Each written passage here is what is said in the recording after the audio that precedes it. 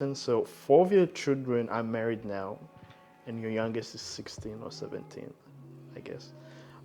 So what values did you pass on to your children, especially with such a busy life?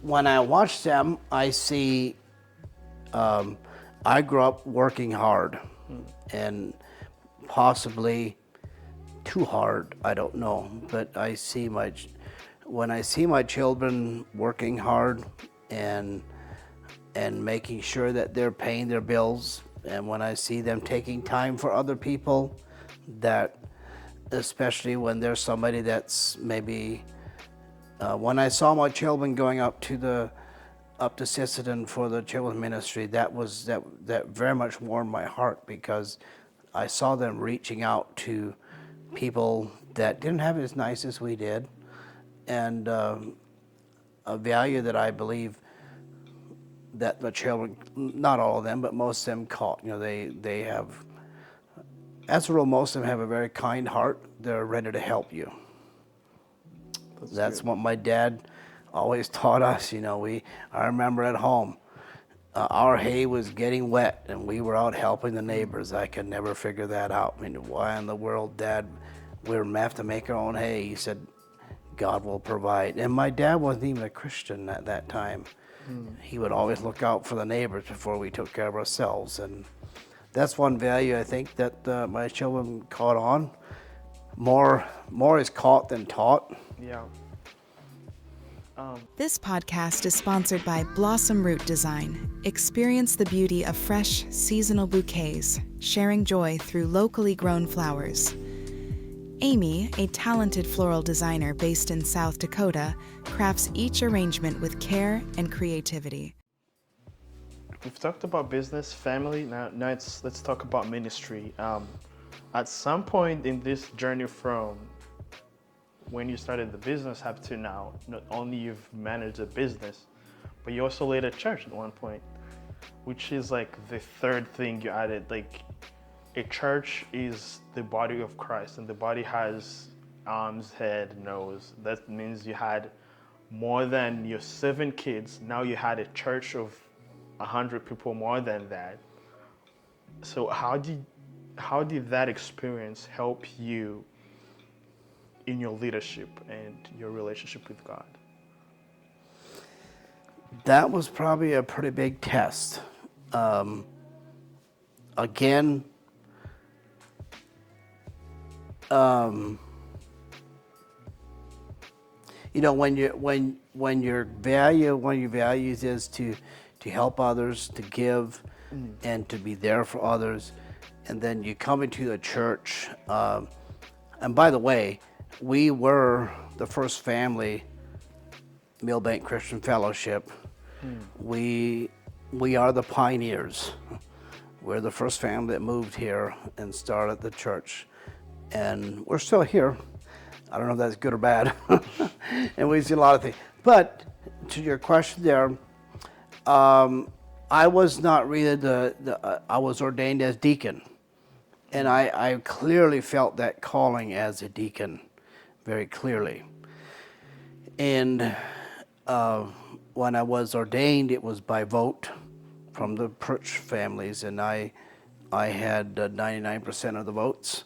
And then later, my co-worker told me that I support you, although I didn't vote for you. So I take that 100% vote. And so I was a deacon, and then when I come into leading the church, there again, it wasn't by my choice. The leader was here. He moved away, and it just kind of got dumped on me. And it was a strain, very strain on my family. It was a strain on the business. It was a strain on our marriage and my walk with God. I've never been the same since. Yeah. This podcast is brought to you by SD Millwork, your go-to source for custom trim and interior doors. Enhance your space with our expertly crafted products designed to add elegance and style to any home. My next question would be, how do you balance in that moment your family, business, and church? Oh boy, how did I balance that? A threefold cord is not easily broken. No, I don't know. I don't know that question. I don't know if I don't know if I did. I simply think of, and see, in this whole thing, I had a ministry burnout and plus a mental breakdown in this whole thing too. And when I think of what you just asked me, there's one thing that comes to my mind, and I'll bring this back again to Christ, being married with Jesus and walking with Christ. Denny Kennison used to help us out as a pastor here in the church. And I remember a message he preached one time.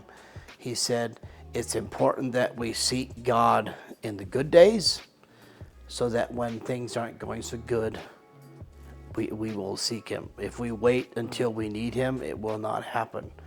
And so I was always very almost religious about, reading the Bible, having family devotions, my personal time with God.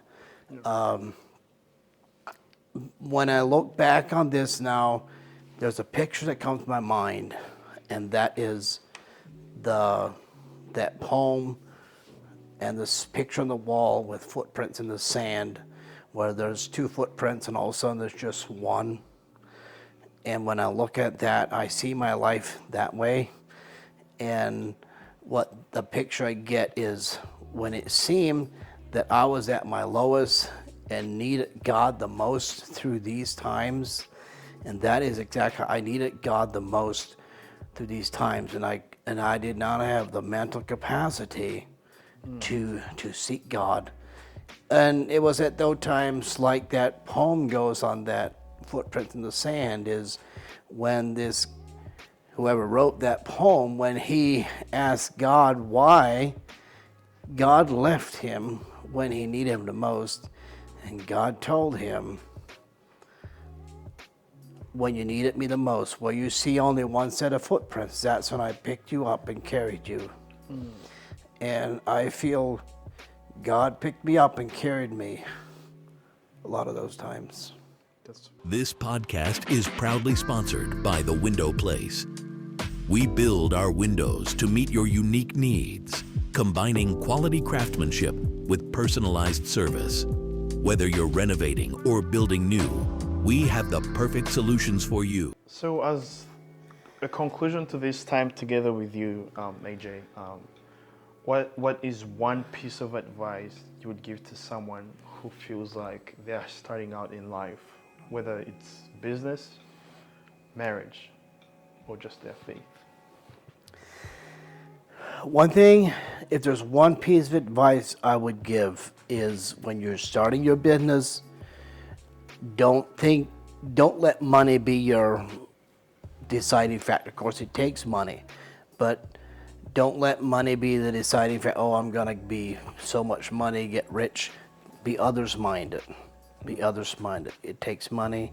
It does. I know we can't operate on a deficit, but God will help you through.